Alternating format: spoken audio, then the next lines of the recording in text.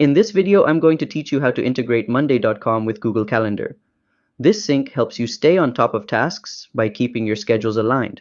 Let's get started. First, go to Monday.com and sign into your account using your credentials. Next, click on your profile icon located at the top right corner of the screen.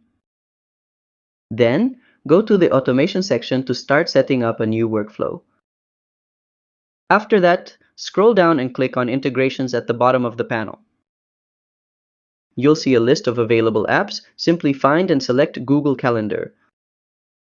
A window will appear with various Google Calendar automation recipes. Just choose the one that best fits your workflow, like syncing dates or creating calendar events from tasks. And that's how to integrate Monday.com with Google Calendar. If this helped streamline your task management, don't forget to hit like and subscribe to How to Tutor for more quick and practical tutorials. See you next time!